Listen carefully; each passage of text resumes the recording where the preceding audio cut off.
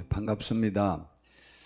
오늘 말씀을 전할 설교 제목은 시선이라고 정했습니다. 우리 눈으로 보는 것, 그 시선, 우리들의 관점, 목표, 그것에 관해서 우리 설교하려고 합니다. 이 시선이라고 하는 이 설교 제목은 약 한 달 전에 군포에 있는 예수전도교회 이사랑 목사님, 우리 야타 쿠기 우리 동기 목사님 교회 우리 모임에 갔다가 그 목사님이 설교하셨는데 그 설교의 저 제목도 참 좋았고 또 설교 내용도 좋아가지고 나도 좀 그 설교를 해야 되겠다 싶어서 한 달 후인 지금 똑같진 않고 여하튼 그분이 한 설교를 중심으로 해서 제가 말씀을 전하려고 이렇게 오늘 계획을 했습니다. 우리가 관심 있는 곳에 우리의 시선이 가도록 되어 있습니다. 그래서 참새는 방앗간에서 나다를 주워 먹었던 기억이 있어서 방앗간만 보면 꼭 들릴 겁니다. 우리 여기 제가 블루베리를 2그루 심어 여기 화분에 심어서 기르고 있는데 많이 달렸습니다. 올해도.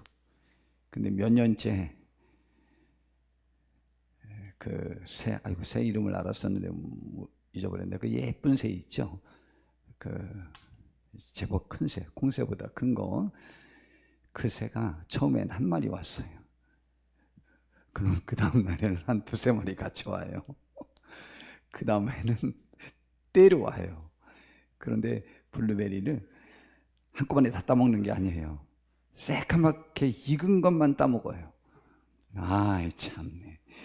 그래가지고 제가 처음에 한번 따먹고 그 다음에 여기다 갖다 놓으려고 그러다가 기회를 보다 결국은 다 뺏겨버렸어요. 이렇게 관심이 있는 곳에 우리의 시선이 집중되어져 갖고 기필코 찾아나가지고 그것을 내가 먹든가 아니면 그곳에 빠지든가 이렇게 하는 것이 시선입니다. 우리 한 예를 좀 제가 들으려고 합니다. 이것도 역시 어느 목사님이 목사님들 단톡방에 카톡 단체방에 글을 올렸어요. 다른 것으로 제가 예화를 전부 준비했는데 어제 아침에 보내줘서 읽어봤더니 이것으로 예화를 듣는 것이 더 나을 것 같아서 제가 그 예화를 좀 들어보도록 하겠습니다. 이것도 어느 목사님이 정리해서 보내준 거니까 그래도 또 제 말 표현으로도 조금만 사용을 하겠습니다. 제목을 이런 걸로 보내줬더라고요. 임계점의 극복 그리고 고수와 하수의 차이, 이제 이렇게 했는데, 예전에 우리 박정희 대통령이 소양강 댐을 건설하려고 국내 대표 건설사 4곳을 불렀답니다. 각 건설사는 어떻게 하면 수주를 받을 건지 고민할 때 한 건설사는 서울 지도를 펼쳐놓고선 상습 침수구역 중 소양강댐이 건설되면 침수되지 않을 지역을 찾아 그곳의 땅을 싸게 샀대요. 어느 누구도 상습 침수구역이라 거들떠보지도 않는 그러한 땅이었으니까 건설사를 투기꾼이라고 비난할 필요도 전혀 없는 그러한 땅이었답니다. 그 땅이 바로 지금의 강남구 압구정이랍니다. 지금도 압구정에는 H건설사 땅이 많이 있고 백화점도 있답니다. 그런데 역시 그 회사가 소양강댐 건설도 책임졌습니다. 그것도 일화가 있는데 그걸 어떻게 해서 무너지지 않게 할 수 있나 그랬는데 그 정지영 씨는 거기를 모래로 댐을 만들면 되겠다. 그래서 그게 안에 모래를 채운 댐입니다. 아주 독특한 방법이죠. 정말 신기한 사람이에요. 그 다음에 초등학교 임계점이 뭔지를 지금 설명하는 거예요. 그 가장 중요한 점을 뛰어넘어야 된다는 건데, 어느 초등학교 학생들에게 얼음이 녹으면 뭐가 되는지 선생님이 물어봤답니다. 그랬더니 대부분의 학생들이 물이 된다고 이렇게 말했는데, 한 학생은 물이 녹으면 봄이 옵니다. 얼음이 녹으면 봄이 옵니다. 라고 답변을 했다는 거예요. 얼마나 멋지고 감탄스럽고 획기적인 생각이에요. 우리는 남들보다 한 단계, 한 걸음 더 멀리 보아야 성공할 수 있다라는 것이죠. 임계점이란 물의 끓는 온도가 100도인데 99도까지는 물이 액체로 끓지 않고 그대로 있습니다. 변하지 않고. 근데 1도만 더 오르면 그 물이 액체에서 기체로 변하여 공중으로 날아가 버립니다. 근데 1도 차이거든요. 1도 차이가 아주 완벽히 달라지는 것이죠. 그래서 많은 수치도 아닌 1도 차이가 고수와 하수의 차이라는데, 고수와 하수의 격차는 엄청납니다. 그렇죠. 굉장히 고가인 최고급품도 사실은 약간의 차이가 납니다. 근데 가격이 굉장히 오르잖아요. 금전적으로나 모든 면에서 마지막 남은 고지를 눈앞에 두고 포기하느냐 정복하느냐입니다 라고 하는 것이죠. 그리고 세상을 바꾸는 생각의 기적이 있습니다. 저는 이제 많이 알고 있는 사실이었는데 우리 성도님들도 들어보셨을 것입니다. 생각의 방식에 따라 결과는 완전히 바뀝니다. 북극 에스키모인들에게 냉장고를, 아프리카 원주민들에게 신발을 팔겠다는 엉뚱한 생각, 이게 실제 있었던 일들입니다. 그래가지고 대성공을 거뒀거든요. 그리고 종종 이런 바보들의 용기가 암담해 보이는 낯선 이 세계를 아주 살기 좋은 세상으로 바꾸죠. 황금알을 무수히 낳는 곳으로 말입니다. 어느 날 박정희 대통령이 정주영 회장을 청와대로 불렀답니다. 그리고 이렇게 말했습니다. 달러를 벌 좋은 기회가 왔는데 못하겠다는 이들이 있습니다. 임자가 지금 당장 중동에 다녀오세요. 만약 정 회장도 안 된다고 하면 나도 포기하지요. 그래서 물어봤으면 뭐 때문에 그러십니까? 라고 했는데 1973년 석유 파동 이후 중동 국가들이 달러를 주체 못해가 그 돈으로 여러 사회 인프라를 건설하고 싶은데 너무 더운 나라라 선뜻 해보겠다는 나라가 없는 모양입니다. 우리나라에도 의사를 타진해 왔습니다. 그래서 관리들을 보냈더니 2주 만에 와서 한다는 얘기가 너무 더워서 일을 할 수 없고 건설 공사에 절대적으로 필요한 물이 없어 공사가 불가능하다는 겁니다 라고 말했습니다. 그랬더니 정정 회장이 알겠습니다. 당장 떠나겠습니다. 그리고는 5일 만에 딱 돌아오자마자 지성이면 감천이라더니 하늘이 우리나라를 돕는 것 같습니다. 그래서 무슨 얘기냐고 그랬더니 중동은 이 세상에서 건설 공사하기에 가장 최적인 곳입니다. 1년 12달 거의 비가 오지 않으니 365일 내내 공사를 할 수 있고요. 모래자갈이 건설 현장 곳곳에 널려 있으니 자재 조달도 쉽고요. 그런데 물은 어떡할 거냐 그랬더니 그거야 염려 말라고. 기름을 우리나라로 싣고 와서 들어갈 때 유조선에 물을 채워가서 그걸 사용하면 됩니다. 그럼 50도나 되는 무더위는 어떻게 해결할 겁니까? 그랬더니 그것도 염려하지 마십시오. 천막 치고 낮에 자고 밤에 일하면 됩니다. 그 대통령 이 말까지 듣더니 갑자기 부자를 탁 불러서 비서실장을 불렀습니다. 그리고 이 회사가 중동에 나가는데 정부가 할 수 있는 모든 지원을 다 하시오. 이것도 우리 다 들어보신 말씀일 수 있습니다. 이렇게 해서 정말 세계 기적을 이뤘습니다. 그래서 밤에 가서 밤새워 일을 그렇게 해가지고 세계가 다 놀랐습니다. 달러가 부족했고 그 시절 30만 명의 일꾼들이 중동으로 몰려나갔고 보잉 747 특별 기편으로 달러를 싣고 돌아왔습니다. 그렇게 우리는 제2차 5.1 파동을 이기고 중화공업 육성에 매진할 수 있었습니다. 돌이켜보면 이런 사례는 주위에 널려 있습니다. 한 회사가요, 신입사원에게 나무빗을 스님에게 팔으라는 과제를 내줬답니다. 대부분 머리 한 줌 없는 스님에게 어찌? 라고 낙심한 데 반해서 그중 한 사람이 머리 긁는 용도로 한 개를 팔았답니다. 또 다른 사람은 방문하는 신도들이 머리 단장에 쓰겠다고 식당이나 휴게실, 화장실 등의 비치용으로 10개를 팔았습니다. 그런데 한 사람은 무려 1,000개를 팔았는데 머리를 긁거나 빗는 게 아닌 전혀 판이한 용도로 팔았습니다. 그가 찾은 곳은 깊은 골짜기 한 유명 사찰이었는데 주지 스님에게 찾아오는 신도님들께 의미 있는 선물 아이템을 말씀드리겠다며 빗에 스님의 정성 어린 필체로 적선소, 다른 말로 바꾸면 선을 쌓는 빗이라고 새겨드리면 감동 어린 선물이 될 것이라고 말했습니다. 그러자 주지 스님은 나무빗 1,000개를 구입했고 신도들의 반응이 폭발적이었기 때문에 얼마 후에는 10,000개의 추가 주문을 받았다고 합니다. 생각, 어떤 사건, 문제, 일 속에서 우리는 어떤 관점으로 그것을 보느냐, 보는 시각의 차이가 그 결과는 완벽히 다른 결과를 나타내게 된다는 것이죠. 위대한 신앙인인 다윗 왕을 통하여 하나님이 우리들에게 가르쳐 주시는 귀한 가치가 있습니다. 제가 아주 좋아하는 말씀, 좋아하는 성경 구절 말씀이 굉장히 많은데 다윗 왕의 그 신앙이, 그 표현이 저의 삶 속에서 많이 사로잡은 것들이 있습니다. 그 중에 하나가 시편 121편입니다. 1절에 보니까 내가 산을 향하여 눈을 들리라. 이 표현 제가 자주 했죠. 어렸을 때도 우리 형들이나 동네 아이들 달만 떠도 갑자기 놀이하던 것을 그치고 비나이다 했잖아요. 그런데 다윗 왕도 역시 눈을 들어 산을 향해 봤어요. 우리나라 사람들은 큰 산만 있으면 그 산신령님께 빌고 싶었어요. 그런데 그때 다윗 왕은 이런 표현을 씁니다. 하나님이 가르쳐 주시는 내용이죠. 하나님의 말씀이죠. 나의 도움이 어디서 오느냐? 저 산이냐? 아니에요. 절대 그렇게 생각하지 않으세요. 그건 하나님의 가치가 아니에요. 나의 도움은 그 천지를 지으신 여호와 하나님에게서로다 그랬습니다.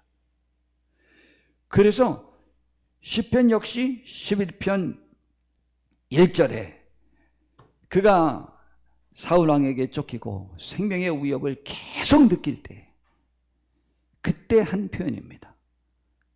내가 여호와께 피하였거늘 너희가 내 영혼에게 새같이 내 산으로 도망하라 함은 어찌함인가 라는 거예요.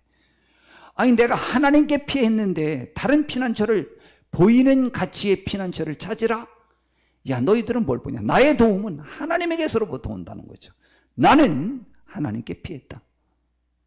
하나님이 나의 피난처지. 하나님은 근데 보이지 않아요. 잡히지 않아요. 느껴지지 않아요. 냄새도 맡을 수도 없어요. 맛도 느낄 수 없어요. 이거는 마음의 가치예요. 보이지 않는 가치예요. 믿음의 가치예요. 왜냐하면 또 하나님은 영이시기 때문에. 영은 보이지 않아요. 육의 반대가 영이에요. 그는 매번마다 그를 죽이려고 하는 그러한 세력 속에서 그는 그의 육체의 삶을, 생명을, 그의 영혼의 모든 문제를 하나님께 의탁했습니다. 그래서 하나님께 피해서 그는 평안히 승리하는 복된 삶을 살았고, 어떤 때라도 그 믿음이 약하여지지 아니하고 그 믿음을 지키고 승리하는 이 세상에서 가장 하나님이 인정하는 위대한 신앙인이 되었습니다. 홍해 앞에 이스라엘 백성들이 다다른 적이 있었죠.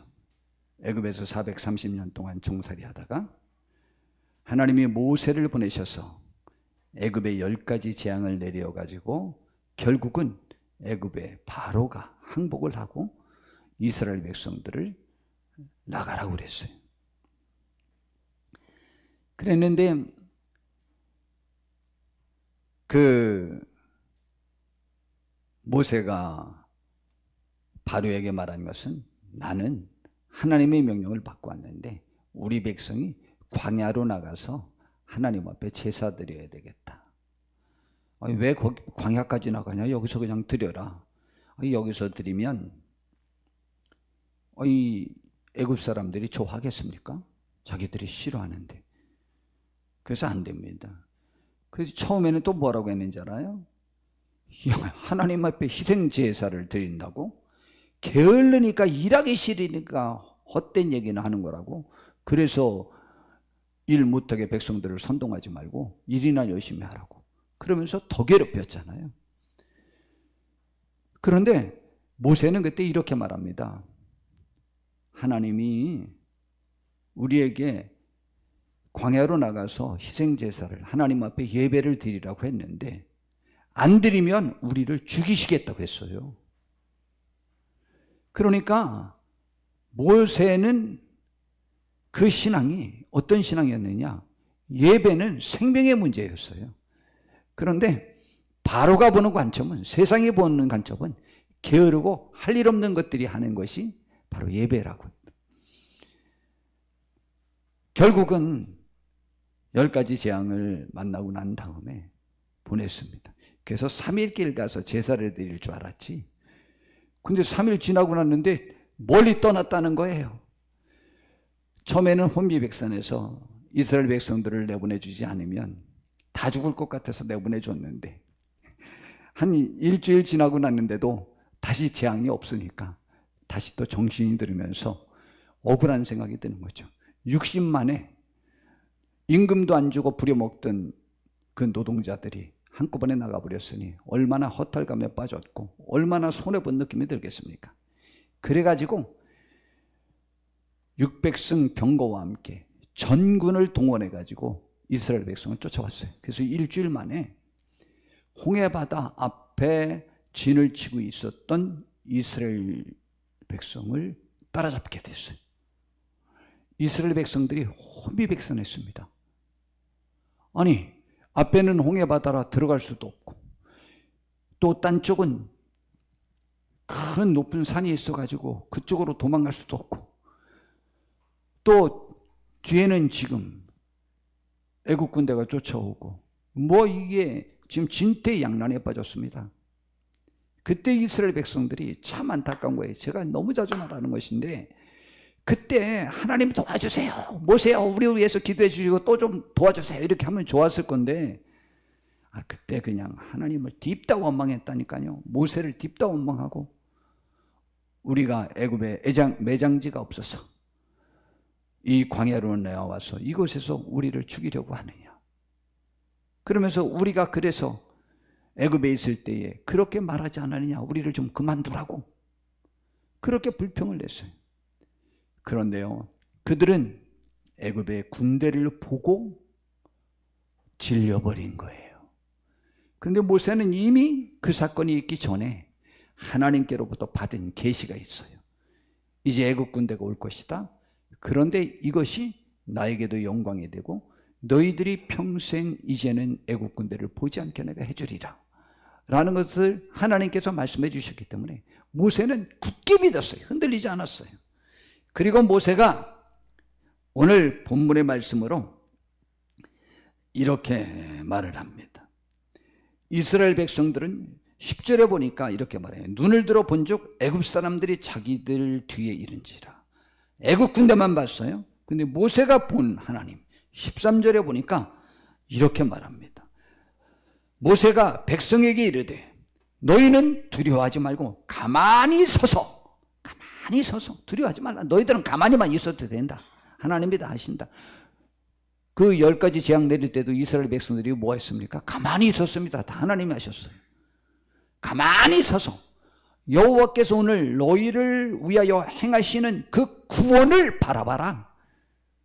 오늘 하나님이 어떻게 우리를 구원해 주실지 그것만 봐라. 다른 것 바라보지 마라. 구원의 하나님을 바라봐라 이 말이죠. 너희가 오늘 본 애굽 사람을 영원히 다시 보지 아니하리라. 여호와께서 싸워주시겠답니다. 그리고 어떻게 됐습니까? 홍해바다가 갈라지고 애굽 군대는 건너고 그리고 겁없이 애굽 군대가 뒤쫓아 들어왔다가 물이 합쳐지는 바람에 애굽 군대가 몰살해 버렸습니다. 그리고 역사상 애굽 왕조가 바뀌었어요. 참 신기하죠. 이스라엘 나라와 싸워서 망하는 나라들이 많습니다. 아시리아도 유다 쳐들어왔다가 세력이 완전히 망가져서 바벨론에게 바로 나라를 빼앗기고 맙니다. 여하튼 우리의 시선이 문제 속에 있느냐 또 문제와 모든 삶을 주관하시는 하나님에게 있느냐에 따라서 완전히 반응하는 태도도 달라지고 이후의 삶의 결과도 달라집니다. 이스라엘 백성들은 이런 일을 자주 겪습니다. 이제 약 10개월 만에 가나안 땅 접경까지 이르렀습니다. 아니 모세가 그냥 진격했으면 되는데 신중을 기하려고 이스라엘에게 12지파가 있었는데 12지파에서 한 지파에서 한 명씩 대표자를 뽑아서 40일을 정탐하게 했어요. 40일 만에 정탐하고 왔습니다. 정탐하고 왔는데 그때 그 정탐꾼들이 보고한 내용이 있습니다. 민수기 13장 27절부터에 보니까 그들이 포도를 긴 장대에 꽂아가지고 메고 왔어요. 그리고 그 땅은 정말 젖과 꿀이 흐르는 땅인데 이것이 그 땅의 과일입니다. 그런데 그것까지는 좋은데 그들이 본 게 또 하나가 있어요. 그 땅 거주민은 강하고 성읍은 견고하고 힘이 클 뿐 아니라 거기서 안악자손을 보았다 그랬어요. 안악자손. 33절에서는 그곳을 또 뭐라고 표현하느냐, 거기서 네피림 후손인 안악자손의 거인들을 보았다. 그리고 우리는 스스로 보기에도 메뚜기 같으니 그들이 보기에도 우리가 그래 보였을 것이다. 뭘 그들이 보았을 때 그래 보여? 누군지도 모르지. 자기 민족과 다른 민족이 거기 지금 지나가는 것으로 봤겠어요?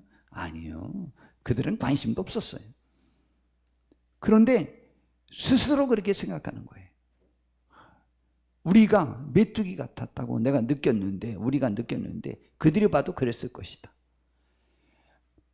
이스라엘 백성들이 난리가 났잖아요.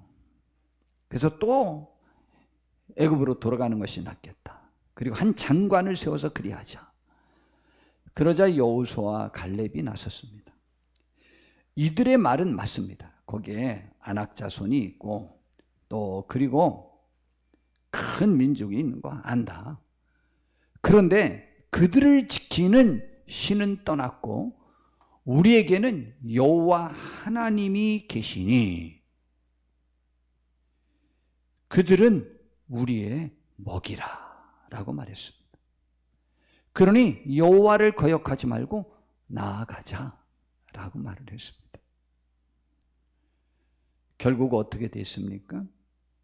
그들이 이 여호수아와 갈렙을 죽이려고 하고 모세와 아론도 죽이려고 하자 하나님이 불평한 10명은 그 즉시로 죽이고 이스라엘 백성에게 말을 했습니다. 애굽으로 돌아가자라고 너희가 했지. 그러니까 너희들이 광야에서 죽는 것이 가나안 땅으로 들어가는 것보다 차라리 낫다고 했으니까 너희들의 말대로 해주마. 40일 정탐했으니 하루를 1년으로 해서 지금 만 20세 이상 된 사람으로서 남자 장정들, 그때 불평에 동참했던 모든 사람은 너희들의 소원대로 광야에서 죽여주마. 그러나 너희들이 염려했던 너희들의 자녀들과 부녀자들은 내가 살려서 가나안 땅에 들어가게 하리라. 그래서 그들이요 죽기 위해서 광야길로 돌아가서 40년을 방황하는 동안 60만 명을 죽였어요. 지난주에 설교한 거 얼마나 끔찍합니까? 그들이 헛된 날들을 보냈다고 그랬잖아요. 그런데 그것이 자녀들까지 덤탱이를 썼다니까요. 지난주의 말씀인데. 왜냐하면 자녀들이 무슨 잘못이 있어요? 아무 잘못 없어요. 그들이 벌을 받아 죽지는 않았어요. 그러나 헛된 40년을 그의 자녀들이 누군지 알아요? 그때 20세 이하 된 남자들과 여자들 모두, 그 다음에 40년 동안 다시 태어날 모든 사람, 그러니까 40년 후에 1살부터 60살 사이의 사람들이 40년 동안 그들도 헛된 삶을 살게 되었다니까요. 부모 세대의 잘못으로 자녀 세대와 손주 세대가 완전히 덤탱이 쓴 거죠. 헛된 날들을. 우리 조심하셔야 됩니다. 부모의 죄는 부모의 죄로 죽고 자녀는 자녀의 죄 때문에 죽습니다. 부모의 죄 때문에 자녀가 죽지 않고 자녀의 죄 때문에 부모가 죽지는 않습니다. 그러나 그로 인한 피해를 그 자녀 세대도 받습니다. 그러므로 우리 부모 세대는 참 조심하셔야 됩니다. 말과 행동, 우리의 시선 관점이 복받을 곳에 집중되어 있어야만 합니다. 저 높은 곳을 향하여 가사가 바뀌었죠. 내 발 붙드사 그곳에 서게 하소서라고 했는데 이제 가사가 바뀌었는데 같은 내용이에요. 내용인데 표현이 더 포괄적인 것 같아요. 지금 바꾼 게. 내 주여 내 맘 붙드사, 내 마음을 붙들어 그곳에 있게 하소서. 서게 하소서 하지 않고 있게 하소서. 마음의 문제예요. 믿음의 문제예요. 천국의 가치는, 믿음의 가치는 보이지 않는 내 마음의 문제예요. 내 마음이 그곳에 있으면 우리의 삶은 천국의 사람으로서 이 세상에서 승리하는 복된 삶을 살 수 있게 되는 것입니다.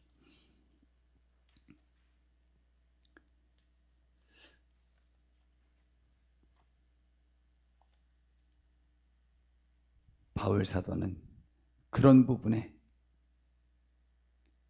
아주 좋은 표현을 빌립보서 3장에서 표현합니다.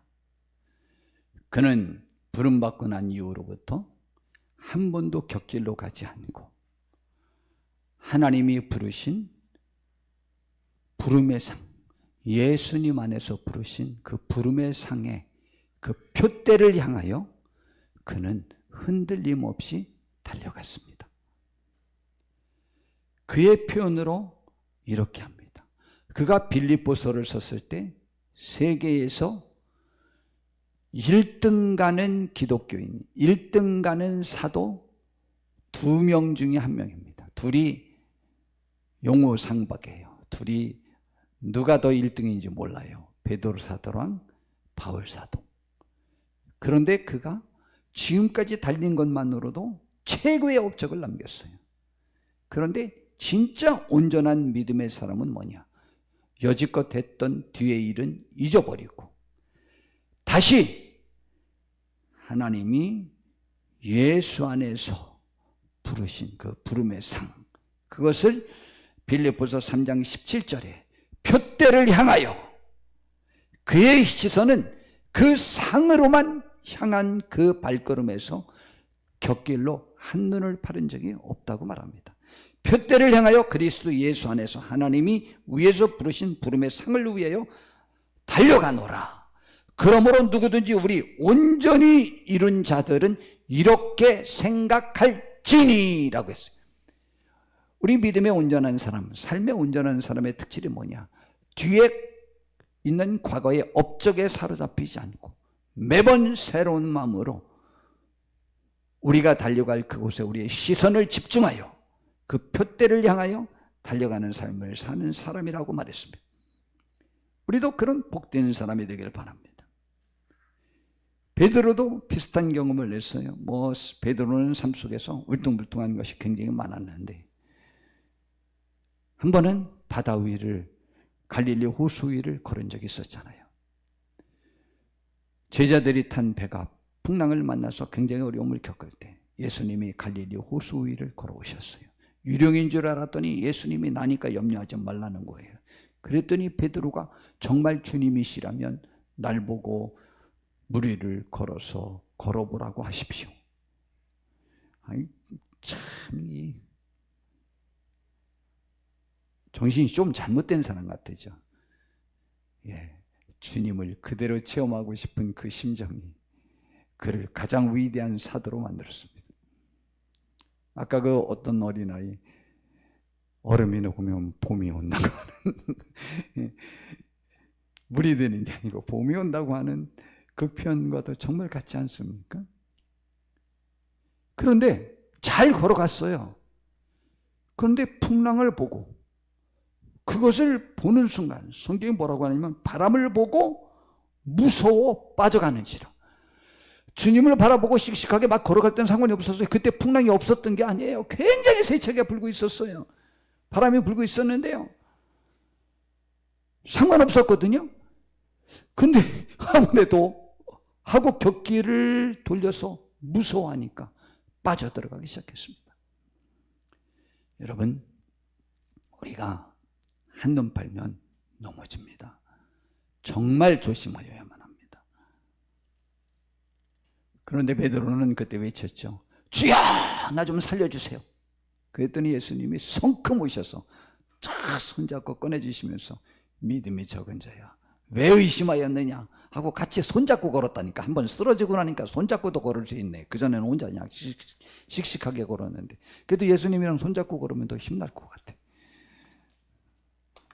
우리도 환난 날에 넘어지지 마시고 주님을 바라보고 부르짖어 기도하면 주님이 손잡고 걸어주시든가 아니면 안고 걸으시든가 아니면 업고 가주실 거라니까요. 우리가 바라봐야 할 분은 신앙의 우인들과 오직 예수님뿐입니다. 히브리서 11장 1절부터 3절에 믿음이 무엇인지를 아주 잘 설명했어요. 믿음은 바라는 것들의 실상이요.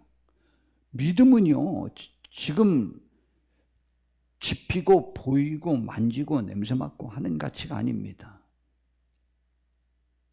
그런데 이건 무형의 가치가 믿음이에요. 그런데 이 보이지 않는 것들의 실상이에요. 믿음이 있으면 실제 있는 것과 똑같아요. 그리고 선진들, 믿음의 선진들, 믿음의 승리를 했던 위대한 하나님의 사람들은 다 이 믿음으로 증거를 삼은 거지, 보이는 유형의 가치를 자기가 취득하고 있는 것으로 삶을 승리한 것이 아니라고 했습니다. 믿음이 뭐길래 그러냐? 믿음으로 모든 세계가 하나님의 말씀으로 지어진 줄을 아나니 이 세계에 존재하는 모든 유형의 가치, 이 세상에 지어진 유형의 가치는 물질, 권력, 명예, 학식, 외모, 사상, 그 모든 것 다 보이고 그것은 내가 배운 만큼 뭐가 취득되어질 수 있는 것들이, 이 유형의 가치, 보이는 가치, 잡히는 가치, 볼 수 있는 가치, 볼 수 있어요. 볼 수 있어. 내놓을 수 있어. 증명서를. 그러나 믿음의 가치는 보이지 않는 거예요. 믿음의 가치와 같은 가치가 믿음, 정직, 신실, 충성, 봉사, 헌신, 희생, 그리고 사랑이라는 가치요. 이게 보이지 않는 무형의 가치요. 그런데 이 세상을 움직이는 힘은 유형의 가치가 아니고 무형의 가치라는 것을 우리는 잘 알고 있습니다. 그런데 믿음으로 하나님이 보이는 가치를 창조하셨다라고 말합니다. 그리고 보이는 것은 나타난 것으로 말미암아 된 것이 아니라는 거예요.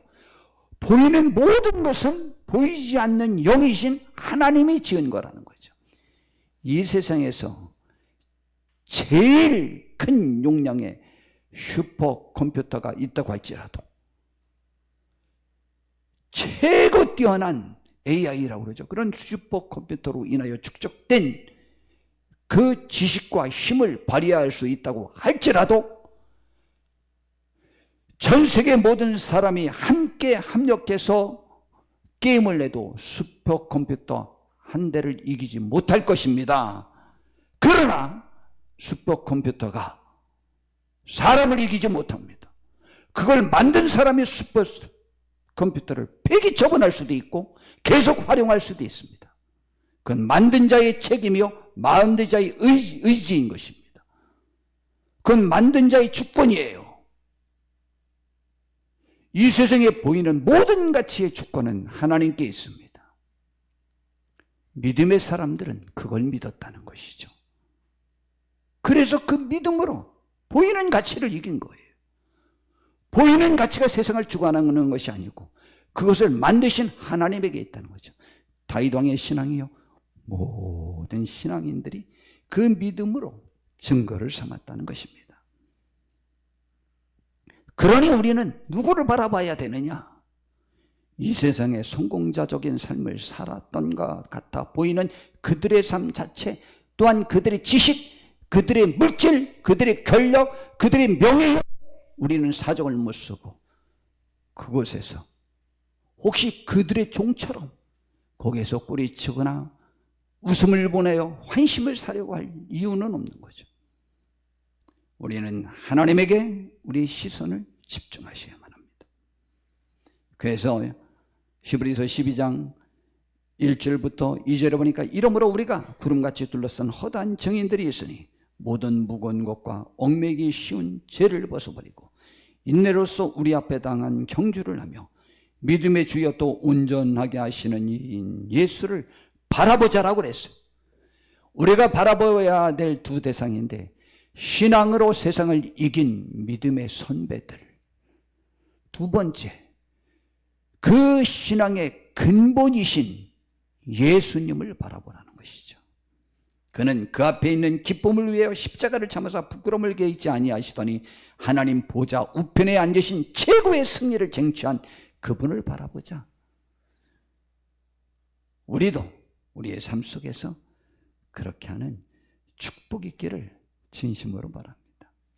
우리는 삶 속에서 여러 가지 어려움을 겪을 수 있습니다. 우리의 믿음을 무너뜨리는 여러 가지의 것들이 있는데, 첫 번째는 문제가 우리를 무너뜨립니다. 우리들에게는 우리 자신을 넘어지게 하는 죽음을 앞에 두는 무서운 질병이나 사고를 만날 수 있고, 부부와 가족 간의 갈등이나 가정의 여러 문제들, 혹은 인간관계나 미래의 두려움 등이 있습니다. 그뿐이 아닙니다. 우리의 믿음을 무너뜨리는 것은 정 그거와 반대의 것입니다.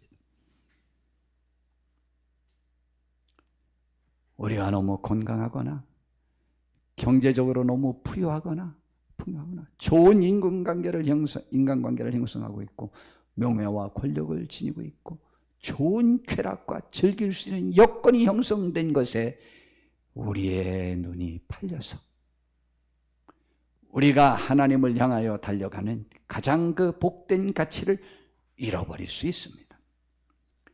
우리는 우리 앞에 당한 이 경주를 주님을 바라봄으로 인하여 끝까지 달려가는 축복된 성도님들이 되어서 하나님께 영광 돌리는 우리의 삶이 되길 바랍니다.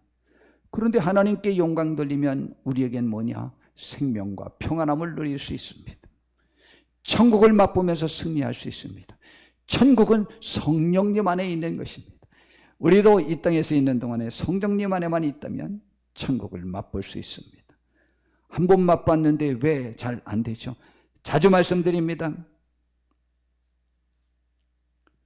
술의 기분을 느끼려면 아침에는 반주를 마시고 시작해야 하루를 승리할 수 있어서 아침 식사 때 반드시 반주를 합니다.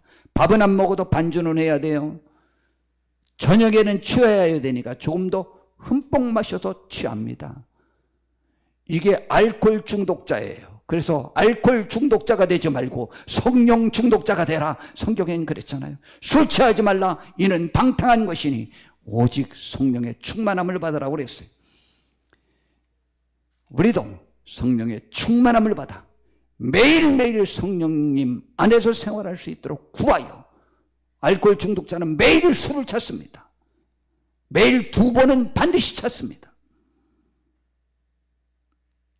우리도 아침에도 찾고 저녁에도 찾고, 그래서 성령님 안에서 천국을 맛보면서 승리하는 삶을 살고, 우리의 시선이 주님에게로부터 하늘에게로부터 떠나가지 않도록 우리가 우리 자신을 잘 관리하는 데 승리자가 되기를 진심으로 바랍니다.